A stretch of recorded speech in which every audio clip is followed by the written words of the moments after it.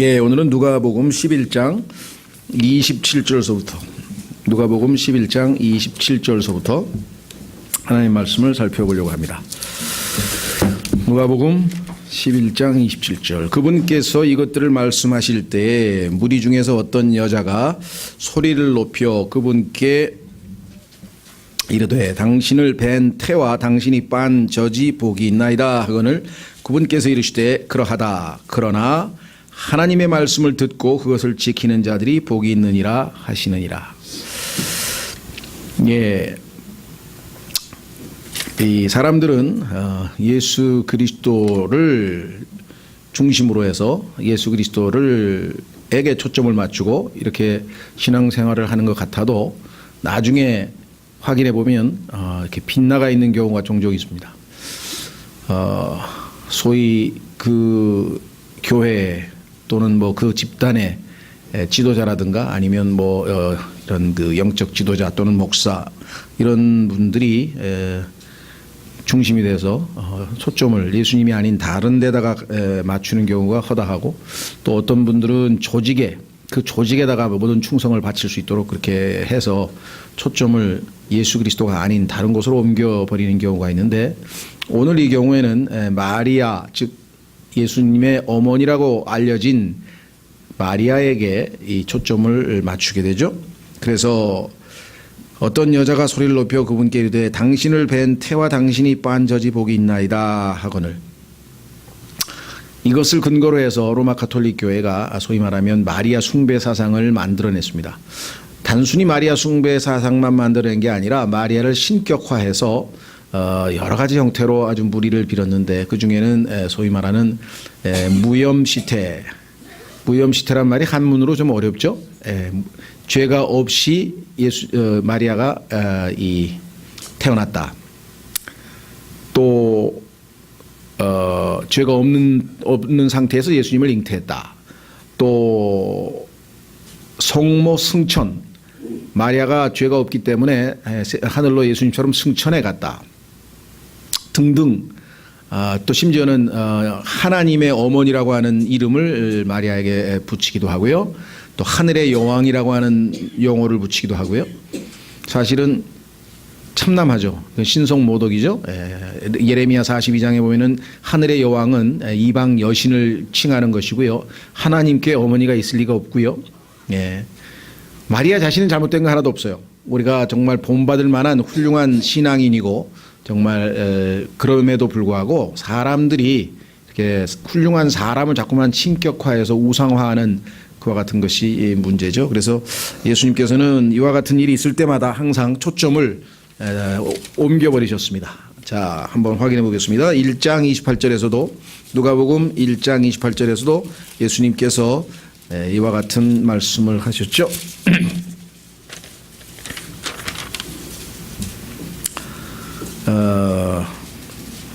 1장 28절 죄송합니다. 그 1장 28절에는 무슨 얘기가 나오냐면요.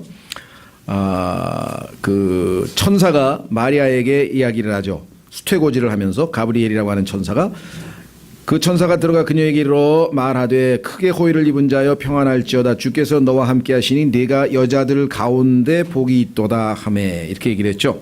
자, 그래서 마리아가 하나님으로부터 복받은 여인인 것은 분명합니다. 왜냐하면 하나님께서 이 땅에 오실 때, 인간으로 오실 때 필요한 사용할 육체를 잉태해서 생산해내는 그러한 아주 특권을 누렸기 때문에 복받을 뿐이고, 또 믿음의 자질에 있어서도 하나님께서 칭찬하실 만한 아주 담대한 믿음도 가지고 있었던 것을 우리가 보게 되죠. 자, 그러나 이 예수님도 제자들도 마리아를 한 번도 신격화한 적이나 그를 높이거나 또는 뭐 이렇게 한 표현을 성경 어디에서도 하는 것을 우리가 찾아볼 수 없습니다.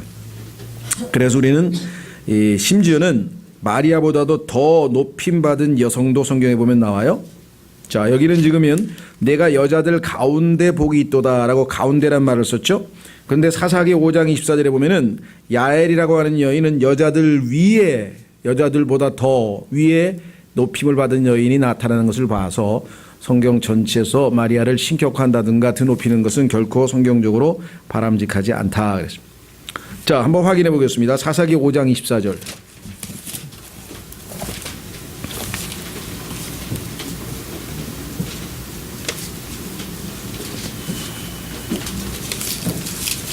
사사기 5장 24절 겐 족속 헤벨의 아내 야엘은 다른 여인들보다 복을 받을지니 다른 여인 뭐라 그랬습니까? 들보다 above 그분들보다 더 위에서 이렇게 나와 있는데요.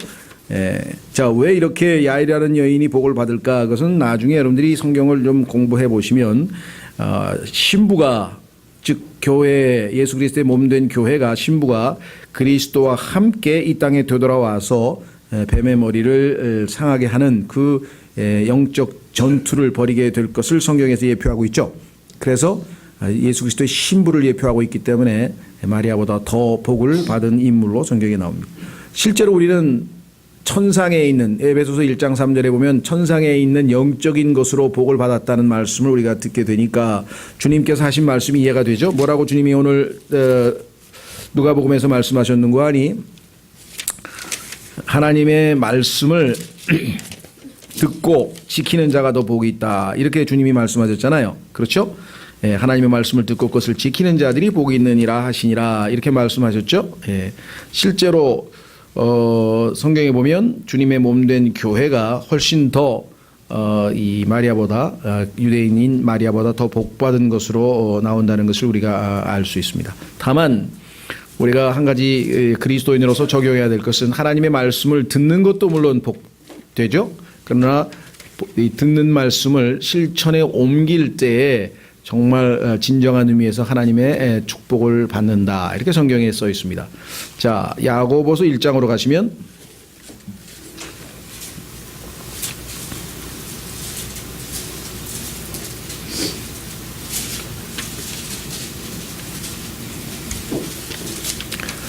야고보서 1장 기록하기를 19절서부터 야고보서 1장 19절 그러므로 내 사랑하는 형제들아 사람마다 듣기는 빨리 하고 말하기는 더디하며 진노하는 것도 더디하라. 사람의 진노가 하나님의 의를 이루지 못하느니라. 그러므로 모든 더러움과 넘치는 악을 내버리고 접붙여진 말씀 곧 능히 너희 혼을 구원할 수 있는 말씀을 온유함으로 받으라. 오직 너희는 말씀을 행하는 자가 되고 듣기만 하여 너희 자신을 속이는 자가 되지 말라. 누구든지 말씀을 듣고 행하지 아니하는 자는 거울로 자기의 본래 얼굴을 들여다보는 사람과 같으니라. 그는 자기를 바라보고 자기 길로 가서 자기가 어떤 사람인지 즉시 잊어버리거니와 누구든지 자유롭게 하는 완전한 법을 들여다보며 그 안에 거하는 자는 잊어버리는 자가 아니요 그 일을 행하는 자니. 자, 그 다음에 뭐라고 그랬습니까? 이 사람은 자기가 행하는 일에서 복을 받으리라. 자기가 행하는 일에서 복을 받으리라. 좀 믿음으로 우리가 실천할 때 듣고 그 말씀을 실천할 때 하나님께서 복이 있다. 계시록에도 같은 말씀이 있어요. 계시록 1장에 보십시오. 계시록 1장 3절 우리가 머리로만 듣고 그것을 간직하는 것이 아니라 그것을 믿음으로 실천할 때 하나님이 주시는 축복을 누릴 수가 있다.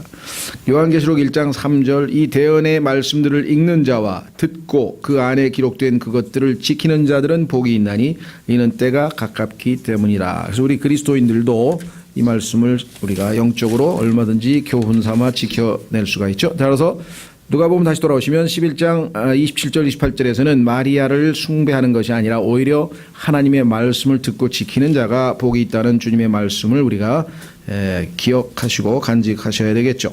자, 29절서부터 32절까지 상당히 많은 사람들이 혼동하는 구절인데요.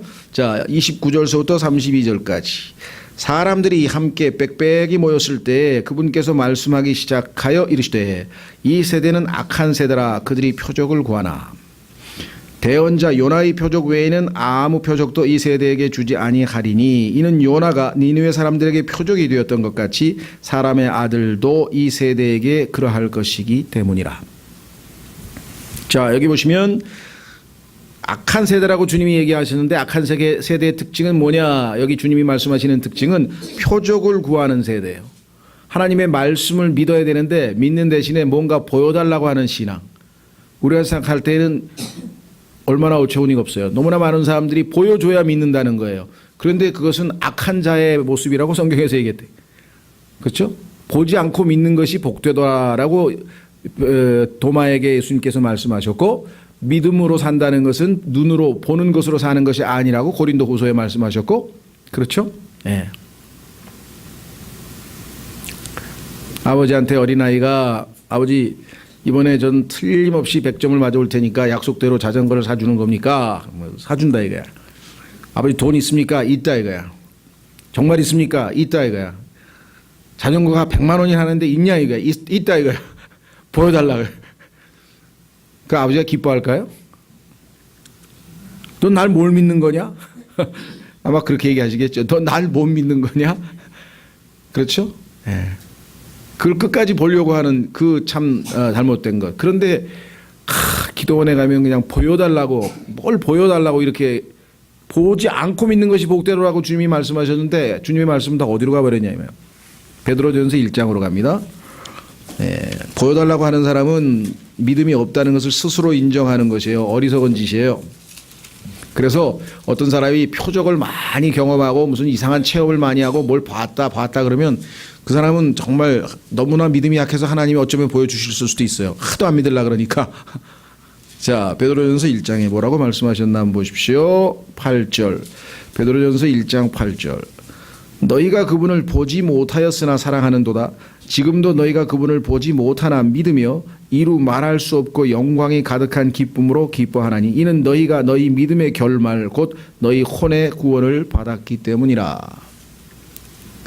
믿음이 소중한 것이죠. 예. 자, 다시 돌아오시면 그래서 표적을 구하는 세대가 주님께서 뭐라고 얘기하시는 거 아니? 악한 세대라 이렇게 얘기를 했는데 주목해봐야 할 말씀이죠. 자, 그런데 여기 보니까 표적을 하나도 안 주시는 건 아니고요. 하나밖에 없다 그랬어요.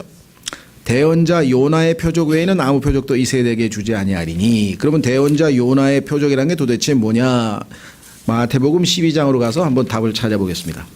주님께서 말씀하시는 대언자 요나의 표적이라는 게 도대체 무엇일까요? 한번 확인해 보시죠. 마태복음 12장 38절. 마태복음 12장 38절. 그때 서기관들과 바리새인들 중에 어떤 자들이 응답하이로되 선생님이여 우리가 선생님으로부터 표적을 보기 원하나이다 하거늘 그분께서 그들에게 응답하이로시되 악하고 음란한 세대가 표적을 구하나. 여기 또 나왔네요. 악할 뿐만 아니라 또 음란한 세대라고까지 얘기하셨네요. 왜? 음란이라고 하는 것은 마음이 한 사람에게 순결하게 가는 게 아니라 주님만 바라는 게 아니라 뭔가 딴 데 자꾸 마음을 돌리는 것이잖아요. 그렇죠? 인간에게 있어서도 그렇죠.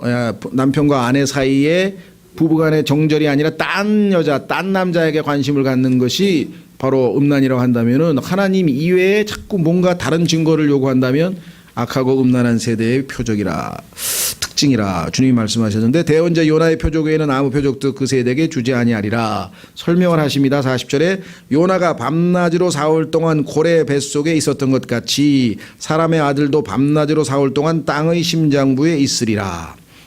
그러니까 예수 그리스도의 죽으심과 장사되심과 부활하심이 요나가 죽고 장사되고 부활했던 것하고 똑같은 예표로 작용하고 그 부활한 요나가 니느웨 사람들에게 표적이 돼서 야 죽었다가 살아난 사람이다 하고 표적이 됐듯이 예수 그리스도의 부활이 사람들에게 유일한 표적이 될 것이다. 이렇게 주님은 말씀하셨죠. 자, 문제는 오늘날 많은 사람들이 요나에게 대해서 많은 것을 오해하고 있습니다. 어떤 분들은 요나가 고래 뱃속에서 3일간 살아있었다고 믿는 분들도 계신데 여기 계신 분도 혹시 그러신가요? 요나가 죽었습니까? 안 죽었습니까?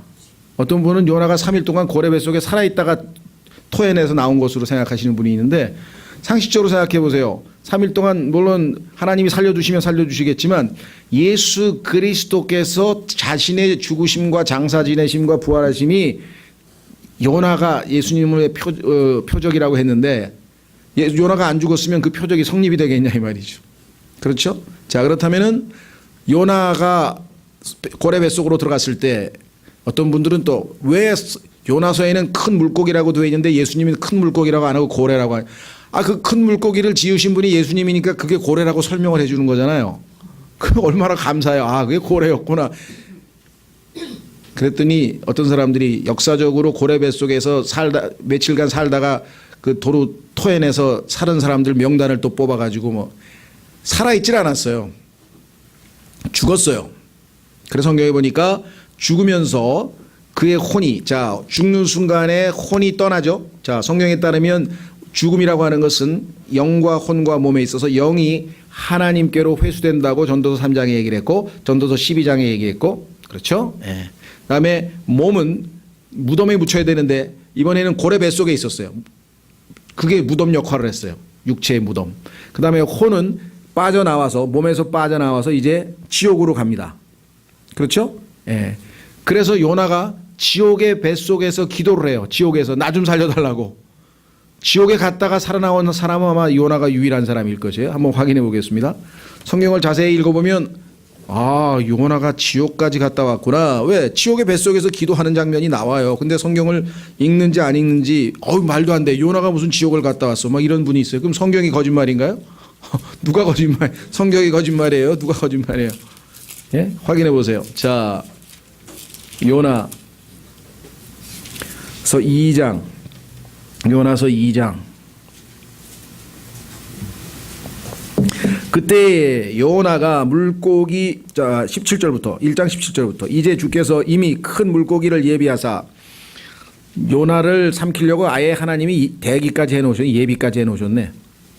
그렇죠? 예수님께서 세금 내기 위해서 물고기가 동전 한 입을 입에다 물고 있었던 것을 하나님이 예비해 놓았듯이 예비가 돼 있었어요. 요나를 삼키게 하심에 요나가 밤낮으로 4월 동안 그 물고기 뱃속에 있었더라. 요나의 몸뚱어리가 있었죠. 어떻게 알 수 있는가? 1절. 그때 요나가 물고기 뱃속에서 주 자기 하나님께 기도하며 이르되, 자, 사흘 후에 요나의 혼이 요나의 몸과 합쳐져서 이제 부활 직전입니다. 물고기가 토해내기 직전에 감사 기도를 드리는 거예요. 왜? 지옥에서 했던 기도가 응답이 됐다는 것이에요. 살려주셨으니까 하나님께서. 자, 보세요. 2절에 이르되 내가 내 고난으로 인하여 주께 부르짖었더니. 언제 부르짖었어요? 예, 지옥의 뱃속에서. 어떻게 알아요? 그분께서 내 말을 들으셨고 내가 지옥의 뱃속에서 부르짖었더니, 여기 써있네. 지옥의 뱃속에서 부르짖었더니 주께서 내 목소리를 들으셨나이다. 주께서 나를 깊음 속으로 바다들 한가운데로 던지셨으므로, 여기서 나는 다 요나의 혼을 얘기합니다. 넘치는 큰 물이 나를 에워쌌고 주의 모든 큰 물결과 파도가 내 위에 넘쳤나이다. 그때 내가 말하기를 내가 주의 눈앞에서 쫓겨났을지라도 다시 주의 거룩한 전을 바라보리이다. 부활에 대한 확신 하였나이다. 물들이 나를 에워싸되, 혼까지 써있네요. 혼까지 에워쌌으며 기품이 나를 둘러맞고 해초가 내 머리를 감쌌나이다. 내가 산들의 밑바닥까지 내려갔으며 땅이 자기 빗장들과 함께 영원히 내 곁에 있었사오나. 지옥에 가면은요, 빗장이 있어서 문을 딱 잠그고 그 다음에 빗장을 치면 못 열어요. 아무도. 내 곁에 있었사오나 오 주 내 하나님이여 주께서 내 생명을 썩음에서 끌어올리셨나이다. 썩음을 보지 못했다. 예수님에 대해서 사도행전 2장에서 얘기하고 있죠. 내 혼이 내 속에서 기진할 때에 내가 주를 기억하였더니 내 기도가 주께 이르렀으며 주의 거룩한 전에 이르렀나이다. 그래서 주님이 응답해서 그의 혼이 다시 육체와 결합을 했고 셋째 하늘에 가 있던 그의 영도 내려와서 다시 영과 혼과 육의 온전한 인간의 형태로 되어서 그 기도 응답에 감사하는 기도를 드리는 순간, 자, 보십시오. 8절. 거짓되고 헛된 것들을 준수하는 자들은 자기들의 긍휼을 버리오나 나는 감사의 목소리로 주께 희생물을 드리며 내가 서원한 것을 갚겠나이다. 구원은 주께 속하나이다. 나를 구원하신 하나님 감사합니다 하니라. 주께서 그 물고기에게 말씀하시매 물고기가 요나를 육지에 토하여 내니라. 그러니까 영과 혼과 몸이라고 하는 인간론 정확한 교리를 모르면 이게 도대체 무슨 소리를 하는지 뭐가 어떻게 돌아가는지 정확하게 알 수가 없죠. 자, 그러니까 예수님도 똑같이 십자가에서 죽으셨을 때 예수님의 몸은 어디에 가 있었습니까? 동굴, 굴 속에 몸이 무덤 속으로 들어가 있었죠. 예. 그 다음에 예수님의 혼은 지옥으로 갔죠. 예. 그래서 보통 찬송가나 성경의 앞부분에 보면은 사도신경이 써 있는데 그 사도신경의 내용이 우리는 다 성경적으로 다 받아들이진 않지만 일단 영어 상어 사도신경에 보면은 전능하사 천지를 만드시다 뭐 하면서 창조하사 쭉 나가다가 그가 죽으신 다음에 지옥에 내려가셨다는 표현이 영어 성경에 나옵니다. 영어로 된 사도신경에. 근데 아마 우리나라 사람 중에서 누가 번역하다가 그걸 믿을 수가 없었나 봐요. 그래서 지옥에 내려갔다는 걸 아예 빼버렸어. 그래서 그것도 삭제된 사도신경을 외우고 있어. 그 사도신경도 엉터리인데 그것도 삭제된 버전으로 외우고 있으니까 이게 얼마나 참 안타까운 일이냐 이게. 그래도 영어는 그대로 그가 he descended into hell, 지옥에 갔다는 얘기가 써 있기는 써 있어요. 자, 그래서 우리는 사도행전 2장으로 가보겠습니다. 사도행전 2장으로 가면 예수님께서 십자가에서 죽으셨을 때 그의 몸과 혼이 어떻게 처리됐다가 부활할 때 어떻게 됐는지가 성경에 정확하게 나와 있죠.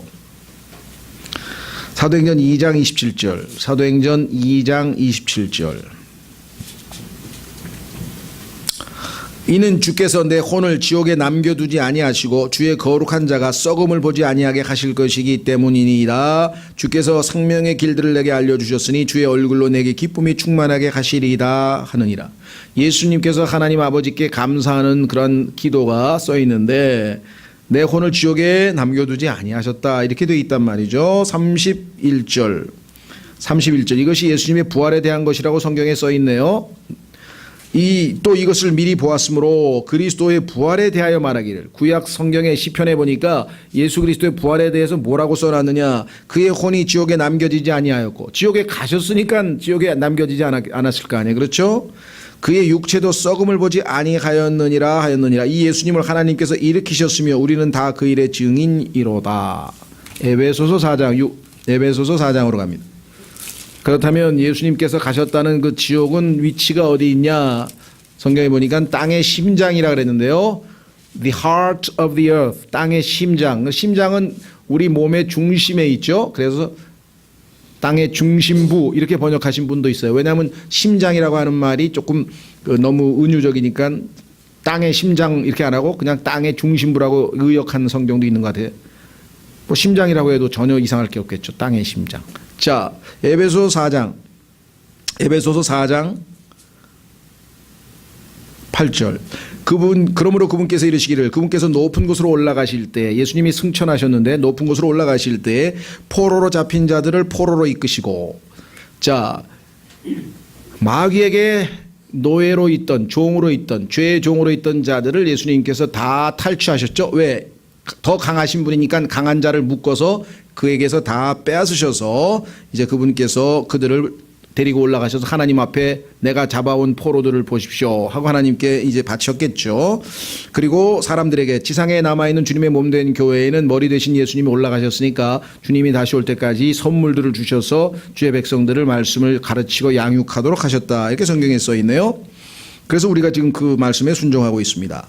9절. 이제 그분께서 올라가셨은즉 그것은 곧 그분께서 또한 먼저 땅에 더 낮은 부분들로 내려가신 것이 아니면 무엇이냐. 더 낮은 곳으로 내려가셨으니까 그분이 올라가셨다는 말이 성립될 거 아니냐. 그렇죠?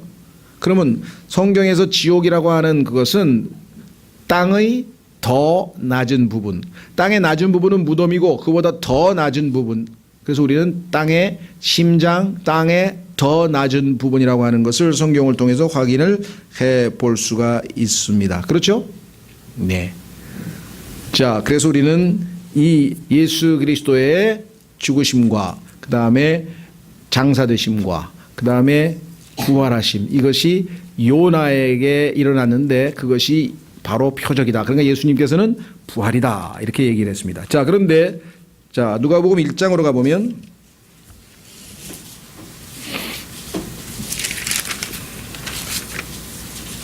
34절에 이 표적은 너무나 많은 사람들이 대적을 한다고 써 있어요. 오늘날 기독교 교리 가운데 가장 사람들이 거부하고 있는 것은 뭐냐? 두 가지입니다. 그것은 뭐냐면 창세기 1장 1절에 천지 창조하고요. 그 다음에 예수님의 부활이에요.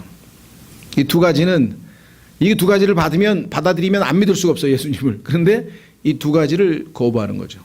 그래서 예수님은 하나님 뭐라고 성경에 써 있냐면 누가복음 1장 34절에 누가복음 1장 1장이 아닌가요? 죄송합니다.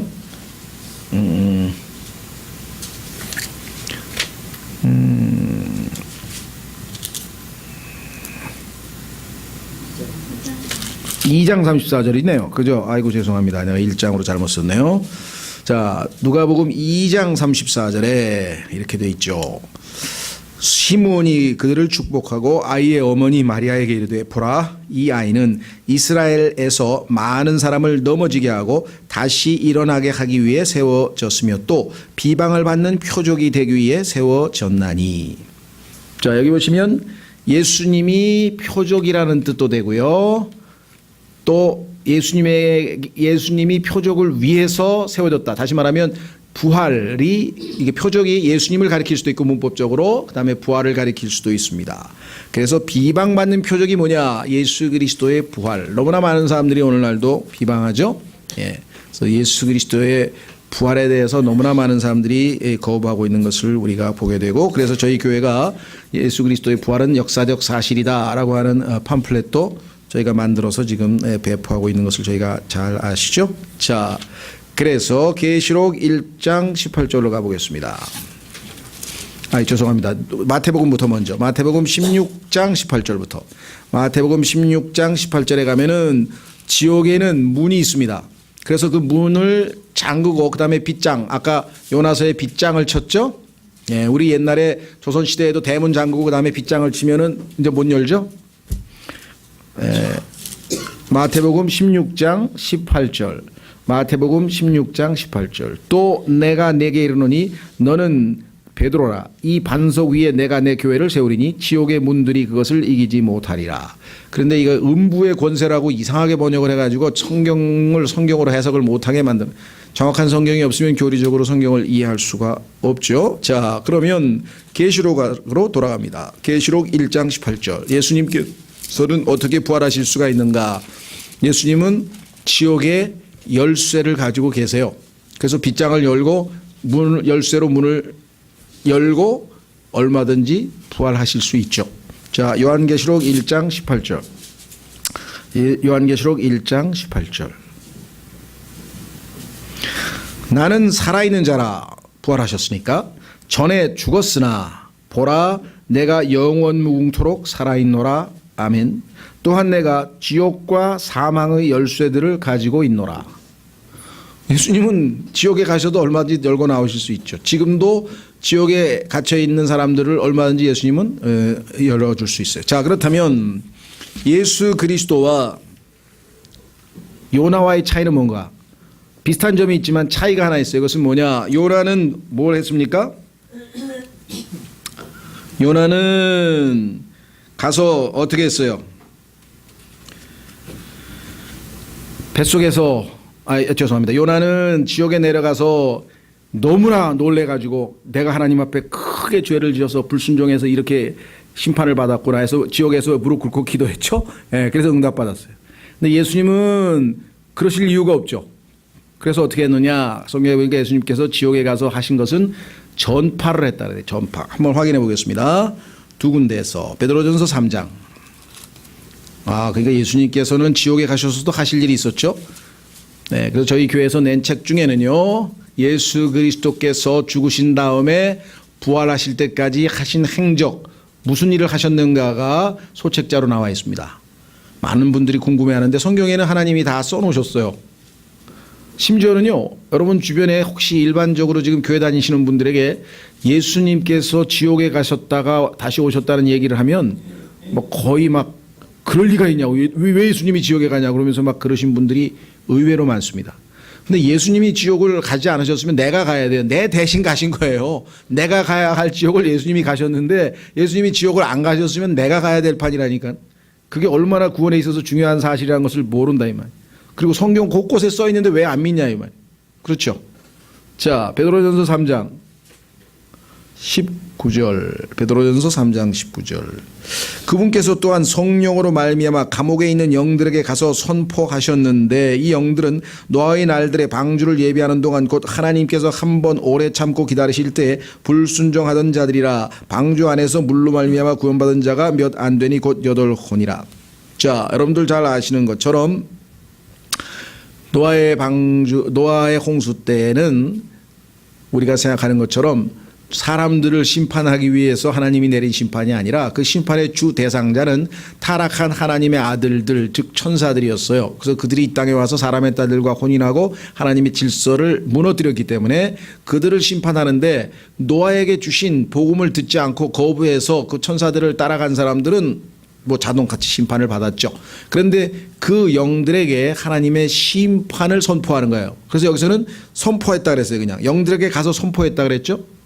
그런데 그 다음에 보면은 한 가지 더 하셨어요. 영들에게 선포하신 다음에 그 다음 옆에 구역에 가니까 구약에서 구원받은 성도들이 대기하고 있었는데 그들에게 복음을 전하셨다고 성경에 써 있어요. 4장으로 가겠습니다. 4장 6절. 4장 6절. 이런 까닭에 죽어있는 자들에게도 복음이 선포되었나니 이것은 그들이 육신으로는 사람들을 따라 심판을 받으나 영으로는 하나님을 따라 살게 하려 함이라. 구약 성도들에게 예수 그리스도께서 십자가에서 이루신 보배로운 피가 드디어 흘려져서 구속이 완성됐다는 것을 그들에게 알려주셨죠. 그래서 그들을 포로로 데리고 올라가셨다고 성경에 말씀하셨죠. 예수님께서 잘 아시는 것처럼 변형산에서 호련히 영광스러운 몸으로 바뀌셨는데, 그때 엘리야와 구약의 대언자들을 대표하는 엘리야와 그 다음에 율법을 대표하는 모세가 함께 있었습니다. 모세와 엘리야와 예수 그리스도께서 세 분이 대화를 나누셨다고 누가복음 9장, 우리가 공부한 누가복음 9장 얼마 전에 공부했는데, 그때 그들이 예수님의 죽으심에 대해서, 예수님의 사망에 대해서 대화를 나눴다고 썼어요. 왜 그랬습니까? 구약 성도들은 예수님께서 죽으셔야만 지하에 있는 아브라함의 무덤이라고 하는 그 파라다이스 낙원에서 하늘로 주님의 하나님의 임재 앞으로 올라갈 수가 있다 이 말이죠. 아직 어떻게 보면 외상으로 구원을 받은 거예요. 예수님이 아직 죽지를 않으셨기 때문에, 피값을 치르지 않으셨기 때문에 그렇죠. 그러나 예수님이 죽으신 후에는 당연히 예수님이 그들을 데리고 셋째 하늘로 올라가셨다고 아까 에베소서 4장 8절에서 우리가 확인을 했습니다. 자, 그래서 다시 돌아옵니다. 이제 누가복음 11장이 정리가 됐네요. 그래서 30절, 이는 요나가 니느웨 사람들에게 표적이 되었던 것 같이 사람의 아들도 이 세대에게 그러할 것이기 때문이라. 예수님이 부활로서 사람들에게 표적이 되셨죠. 31절, 심판 때 남쪽 여왕이 이 세대 사람들과 함께 일어나 그들을 정죄하리니 이는 그녀가 솔로몬의 지혜를 들으려고 땅의 맨 끝 지역에서 왔기 때문이거니와 보라 솔로몬보다 더 큰 이가 여기 있느니라. 심판 때 니느웨 사람들이 이 세대와 함께 일어나 이 세대를 정죄하리니 이는 그들이 요나의 선포로 인해 회개하였기 때문이거니와 보라 요나보다 더 큰 이가 여기 있느니라. 자, 무슨 소리냐? 예수님께서 사실 이전에 이 말씀을 하시기 이전에도 셀 수 없이 많은 기적과 이적을 보여주셨습니다. 그렇죠? 그런데 그때마다 계속 거부를 했어요. 그래서 이제 남아있는 표적은 딱 하나뿐이에요. 왜? 표적이 없어서 안 믿는 게 아니거든 이건. 그래서 마지막으로 예수님께서 부활이라고 하는 것을 언급하셨는데 이것마저 거부하게 된단 말이죠. 그러면 어떻게 되겠습니까?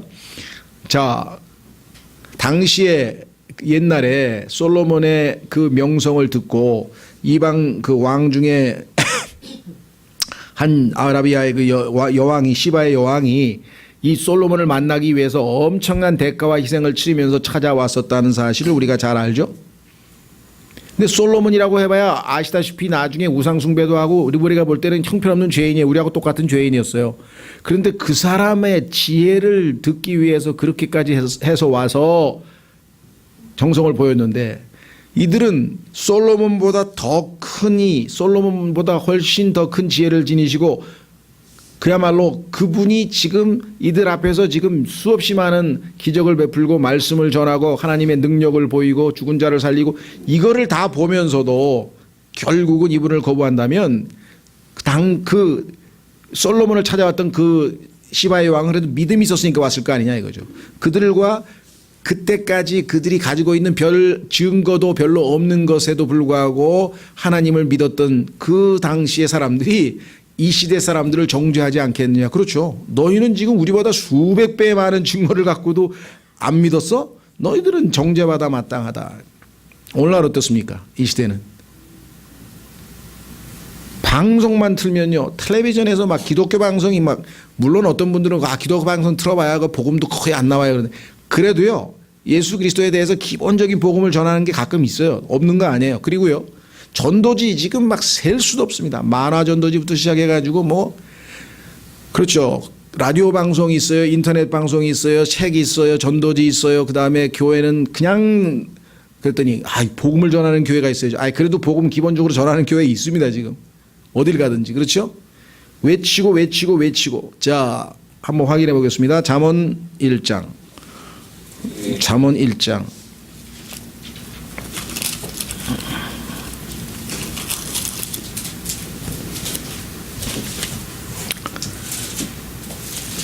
(20절) 잠언 1장 20절. 지혜가 밖에서 외치며 거리에서 자기 목소리를 내고. 그런데 이 지혜는 8장에 가면은 예수 그리스도인 것을 우리가 알 수가 있습니다. 예수 그리스도의 의인화된 이름 가운데 은혜도 있고 지혜도 있고 의도 있고 다양하게 있는데 그중에 지혜이신 예수님께서 지금 외치는 거예요. 21절 군중이 모이는 중요한 곳과 우리도 지금 AK 플라자 앞에서 지금 10년도 넘게 지금 하고 있고요. 청량리 롯데백화점 앞에서 몇 년 동안 했고요. 그 다음에 또 영등포 롯데백화점 앞에서 몇 년 동안 지금 계속 여기 써 있잖아요. 이거. 성문 통로들에서 외치며 도시 안에서 자기의 말들을 내어 이르되 단순한 자들아 너희가 어느 때까지 단순함을 사랑하겠느냐. 비웃는 자들아 어느 때까지 자기들의 비웃는 것을 기뻐하고 어리석은 자들아 지식을 미워하겠느냐. 너희는 내 책망을 듣고 돌이키라. 보라 내가 내 영을 너희에게 부어주며 내 말들을 너희에게 알려주리라. 문제는 뭐냐면 돌이키라는데 회개하라는데 회개를 안 한다. 이게 회개를 안 한다. 이게 하나님 없이 자기 인생을 막 가고 혼자서 가는데 그러지 말고 돌아와서 하나님 앞에 회개하고 하나님을 향하여 돌이키고 예수 그리스도를 믿으라고 그렇게 외쳐대고 그렇게 했는데 안 믿어요. 그래서 어떻게 했어요? 주님도 짝사랑도 유분수지. 아무리 사랑한다고 해도 말 안 들으면 어떻게 해요? 그 특권을 다 놓치는 거죠. 24절 내가 불렀으나 너희가 거절하였도다. 내가 내 손을 내밀었으나 아무도 중시하지 아니하였으며 도리어 너희가 내 모든 권고를 무시하고 내 책망을 전혀 원치 아니하였은즉 나도 내 재난을 보고 웃으며 내 두려움이 이를 때 조롱하리니 그때 내 두려움이 황폐함같이 이르고 내 멸망이 회오리바람같이 이르며 내게 고난과 번민이 이르리라. 그때 그들이 나를 부를 터이나 내가 대답하지 아니하겠고 그들이 일찍 나를 찾아도 나를 발견하지 못하니 이는 그들이 지식을 미워하고 주 두려워하기를 택하지 아니하며 내 권고를 전혀 원치 아니하고 내 모든 책망을 멸시하였기 때문이니라. 아무 때나 내가 원할 때 믿고 그러는 것이 아닙니다. 주님께서 뭐라고 말씀하셨나요? 자, 고린도후서 6장으로 갑니다. 고린도후서 6장. 어떤 분들은 그래요. 제가 어떻게 구원받는지는 이미 다 정보를 습득해놔서 잘 알고 있습니다. 이 땅에서 제가 실컷 좀 재밌게 내 뜻대로 하고 싶은 거 실컷 한 다음에 딱 죽기 전에 한 달 전에 싹 믿고 구원받고 그 다음에 싹 정리하고 갈랍니다. 그게 계획대로 되나요? 믿고 싶을 때 믿어지냐고요. 성령님께서 역사하지 않으면 믿어지냐고요. 대단히 어리석은 사람이에요 지금. 고린도후서 6장 보십시오. 2절 고린도후서 6장 2절 그분께서 이르시되 받아주는 때에 내가 내 말을 들었고 구원의 날에 내가 너를 구조하였느니라 하시나니 보라 지금이 받아주는 때요 보라 지금이 구원의 날이로다. 지금 복음을 듣는 그 순간 안 받아들이면 그 다음에 마음이 완악해져서 다음에 들어도요 안 믿는다니까요. 응?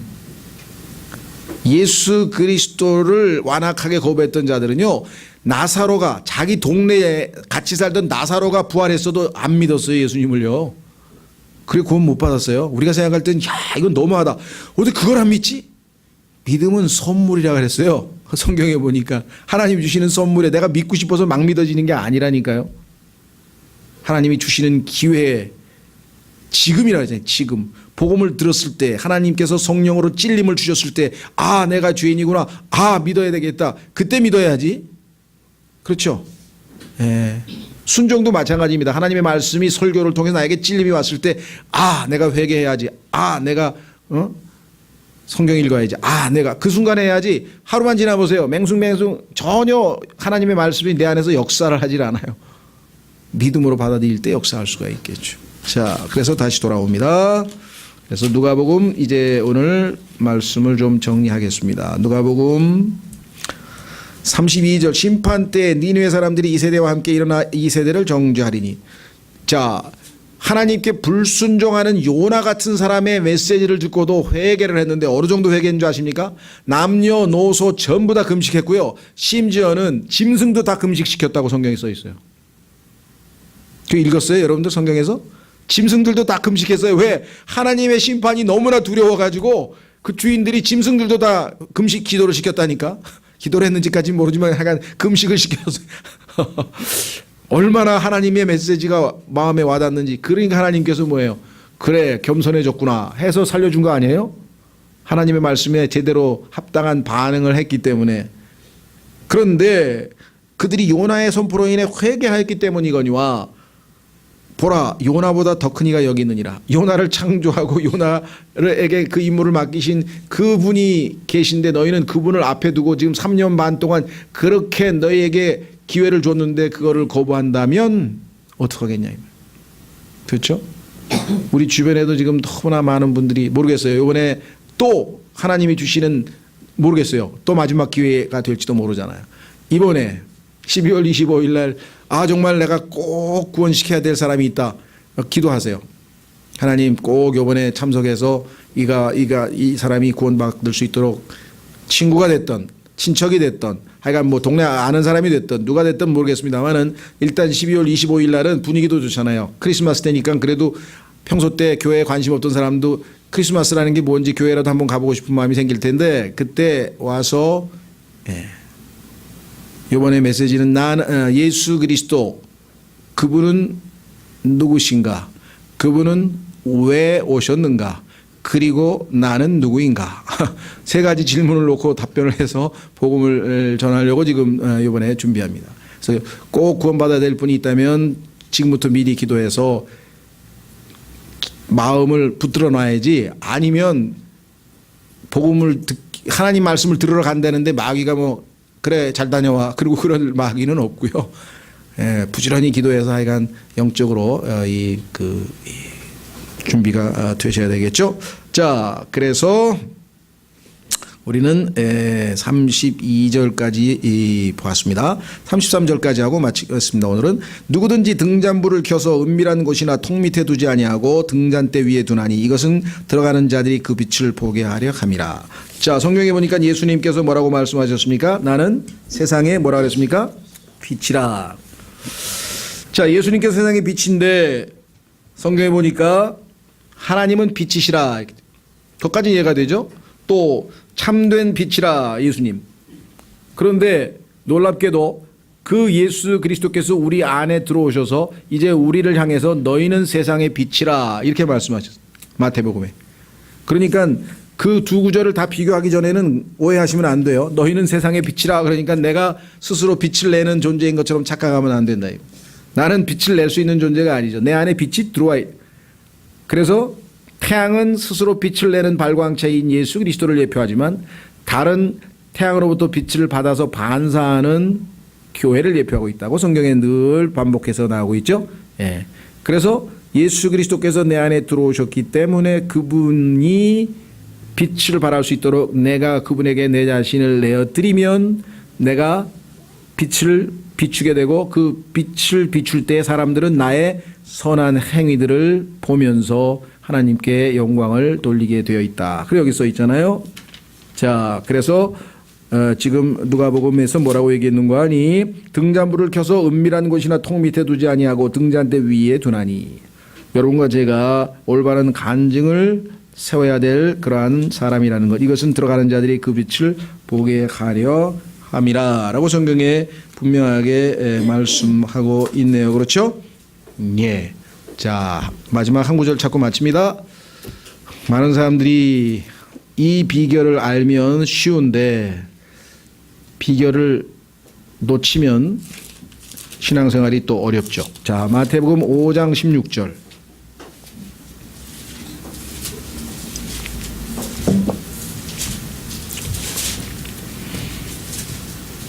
이와 같이 너희 빛을 사람들 앞에 비추어 그들이 너희의 선한 행위를 보고 하늘에 계신 너희 아버지께 영광을 돌리게 하라. 14절에 보니까 너희는 세상의 빛이니 산 위에 세운 도시가 숨겨지지 아니하리라. 또 사람들이 등잔불을 켜서 통 밑에 두지 아니하고 등잔대 위에 두나니 그리하여 그것이 집안의 모든 사람에게 빛을 주느니라.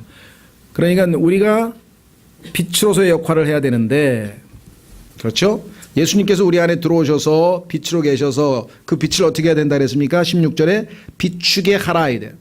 요게 지금 우리말로는 비추어, 그러니까 나보고 비추라는 것 같지만 영어에는 let이라고 하는 그 이 사역 동사가 들어가 있어요. let. 허락하라 이거예요. 내가 빛이 아니니까. 빛은 나의 허락하에 내가 주님이 제가 가만히 있겠습니다. 제 자신을 부인하고 주님께서 내 안에서 빛을 비춰주십시오. 라고 허락할 때에 빛을 비출 수가 있는 거거든요. 이해가 되시겠죠? 예. 그래서 이 let라고 하는 단어가 아주 핵심 단어인데 우리말로는 이게 번역을 뉘앙스가 잘 안 삽니다. 안타깝죠? 자, 영어가 있으니까 다행이고. 그 다음에 선한 행위로 바깥으로 드러나서 사람들이 보고 야, 역시 하나님은 다르신 분이다. 이렇게 해서 우리가 영광을 돌릴 수가 있겠죠. 자, 구체적으로 성경에 보니까 우리에게 실제적으로 빛으로 드러나는 것은 뭐냐. 이 구절을 안 찾을 수가 없네요. 죄송하게 됐는데 마지막 구절이라 그랬는데 이 구절을 실행을 위해서 우리가 한번 찾고 마치겠습니다. 시편 119편 30절. 시편 119편 130절, 30절이 아니라 130절. 시편 119편 130절에 보시면 주의 말씀들이 들어오면 빛을 주며 이 빛이 단순한 자에게 명철을 주나이다. 구체적으로 예수님께서 빛을 발할 수 있는 것은 주님의 말씀이 내 안에 들어오는 것이에요. 그러면 나는 내 생각과 나의 감정과 나의 모든 것을 내려놓게 되고 그 말씀이 내 안에서 역사할 때에 나의 삶은 빛으로 드러나게 되겠죠. 그렇죠? 말씀이 우리에게 들어오는 것이 곧 우리 안에 빛이 임하는 것이다 라고 성경에 구체적으로 나와 있네요. 예, 그래서 오늘은 다음 시간에 이어서 이 시간 여러분과 제가 오늘 주신 말씀